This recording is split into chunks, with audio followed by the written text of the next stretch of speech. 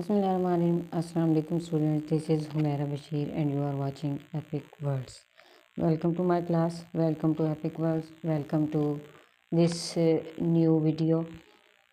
Today we discuss the topic of vitamins, chapter number 13 from 10th chemistry. Vitamins क्या होता है? Basically vitamins की discovery कुछ इस तरह हुई थी 1912 में हॉपकिंस ने ये बताया था कि अगर कार्बोहाइड्रेट्स, प्रोटीन्स और फैट्स की एडिशन कर दी जाए तो एक अदर सब्सटेंस वजूद में आता है जो कि हमारी ह्यूमन बॉडी की ग्रोथ को मज़ीद इंक्रीज़ करता है, बढ़ाता है।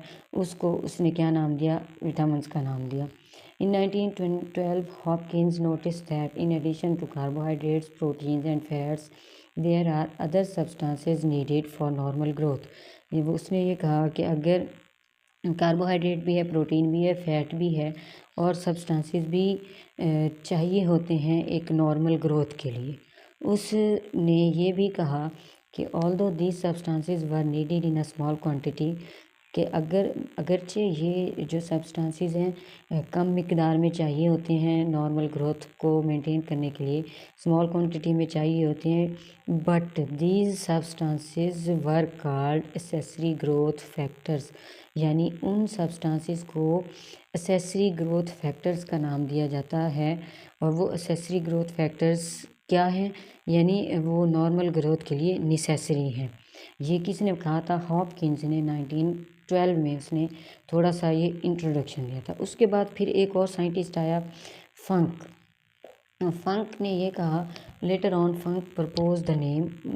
फंक ने एक नाम दिया बाद में और उसने ये कहा कि वो नाम विटामिन्स का है।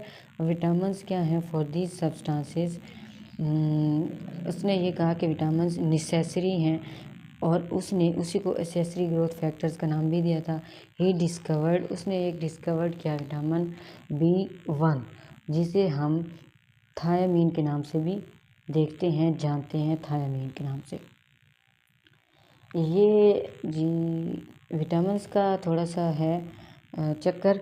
मैं अगेन रिपीट कर देती हूँ। 1912 में हॉपकिंस ने निशानदेही की थी, बताया था, नोटिस किया था कि अगर कार्बोहाइड्रेट्स हैं, फैट हैं, प्रोटीन भी है हमारे पास, लेकिन उसने ये कहा कि कुछ और भी ऐसे सब्सटेंसेस हैं जिनकी ज़रूरत होती है नॉर्मल ग्रोथ के लिए।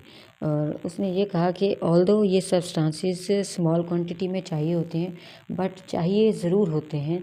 और उन सब्सटेंसेस को उसने क्या नाम दिया? एसेसरी ग्रोथ फैक्टर्स का नाम दिया। फिर उसके बाद एक और साइंटिस्ट आया, फंक का कहना ये था कि वो जो एसेसरी ग्रोथ फैक्टर्स हैं उनको उसने नाम दिया कि ये विटामिन्स हैं।